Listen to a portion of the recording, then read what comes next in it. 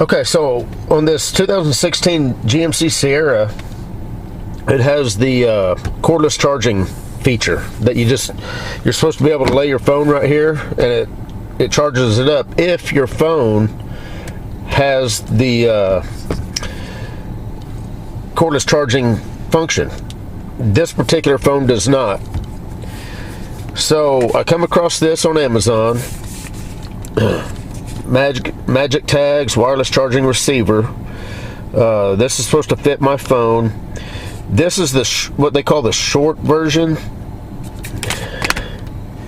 It doesn't actually say on it, but we'll take it out and I'll show you what I mean by the short version. I'm going to try to do this, of course, one-handed. And now this is a 2016 Sierra, so this has the Gen 1 charging pad. There's a Gen 1 and a Gen 2.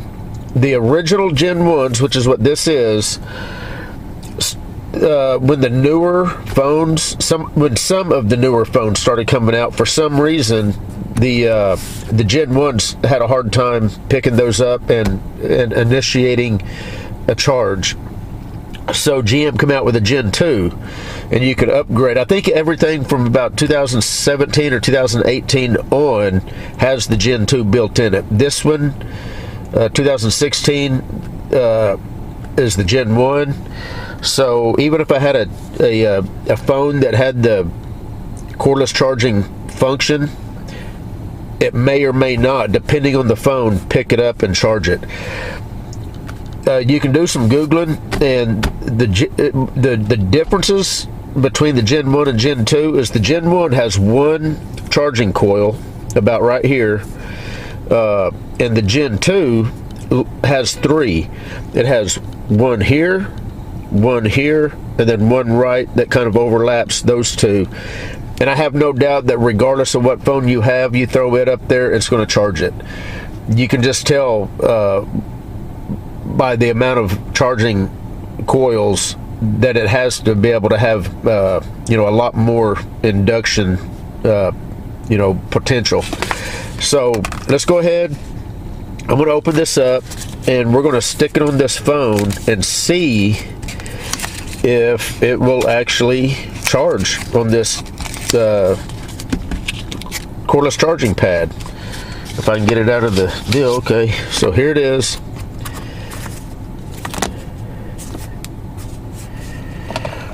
This is all it is.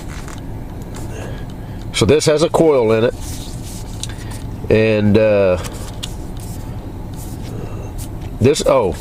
was going to tell you, so the difference between the short and the long version. This is the short version. It has a short cord right here. The reason I chose this for this particular phone is this phone has the fingerprint button right here, and I use that. I wasn't sure if the regular version, which is I think what they call they either call it the regular or the long version, I'm not sure. This is the short version, and I wanted to make sure that the long version wasn't going to end up, overlapping my fingerprint button. So I got the short version, and that's what we're going to try today. And so basically the way this works, let me get this phone out of its case. And as you can see, I don't know if this is, even if it works, I don't know if it's going to work with my case. That's going to be another kind of an experiment. Now this case, I have glued this piece of metal here because the way I like to attach my phone or carry my phone in my cars is I've got a magnetic mount, and I just stick it up there on the magnetic mount. And of course, since I didn't have any kind of cordless feature, I just plug it into the cord, into the Type C. I think they call that Type C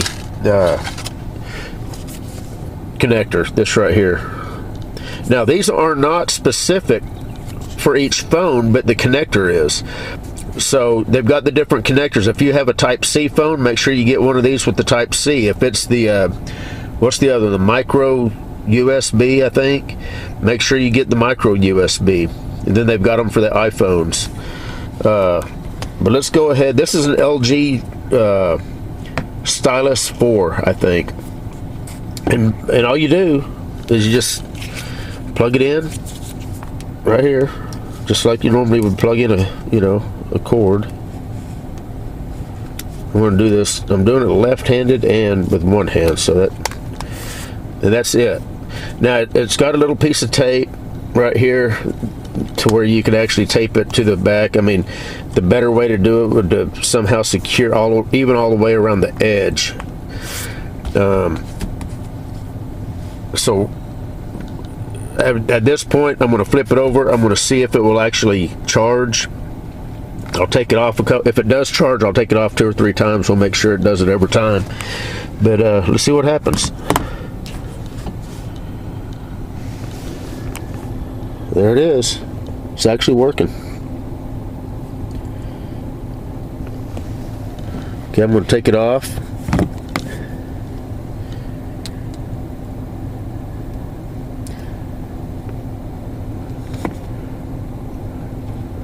Let the phone go completely back into standby. Okay, we'll put it back on.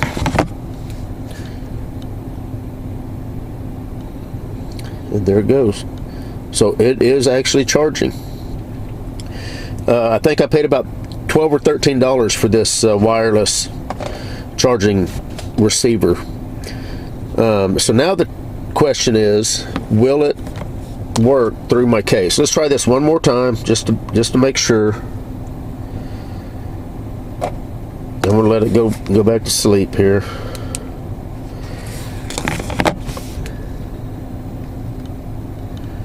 Yeah. Okay, so that's the 3rd time. So 3 times is a charm, right? So let me see if I can get this back in my case.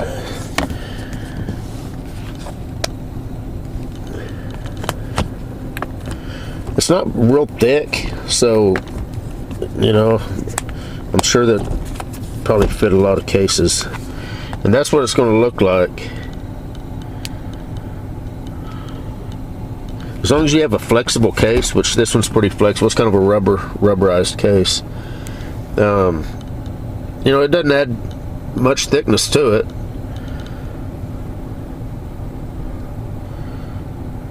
So now the question is, through the case and through part, this metal piece is covering part of it up.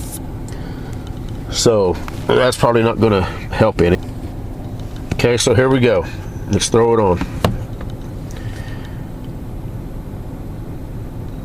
There it goes. Charging through the case. Do it one more time. Actually, you know what? We need to do it 3 times, right? Isn't that the...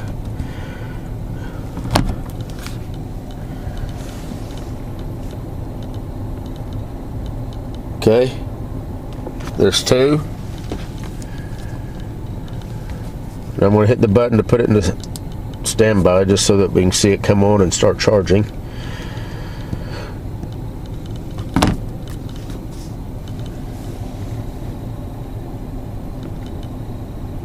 There you go.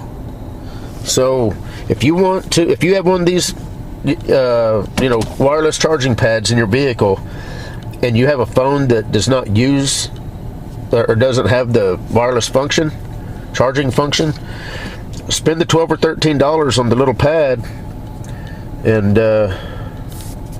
then you can charge. Now,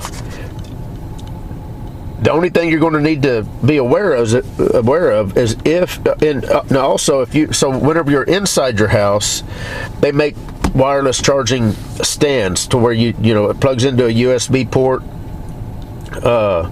and you set your phone on it, kind of like this, and it'll go ahead and charge. So you'll also want to get, if you're going to do this, since now your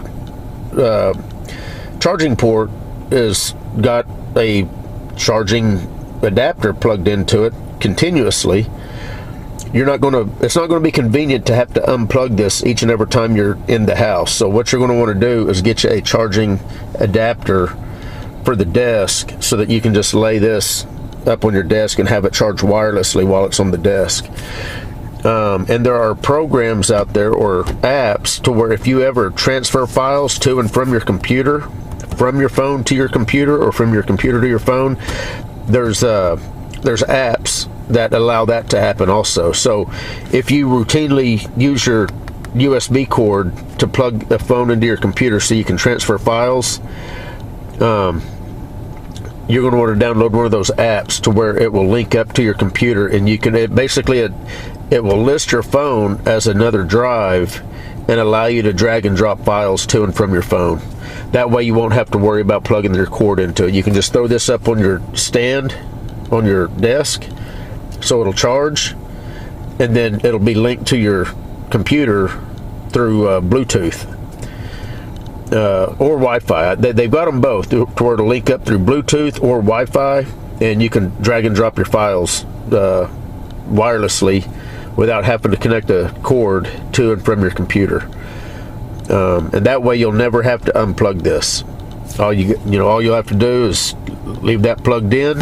Whenever you get in your vehicle, you'll be able to charge your phone up, and whenever you go into the house, you put it there on your wireless charging pad there on your desk, and you'll be good to go there.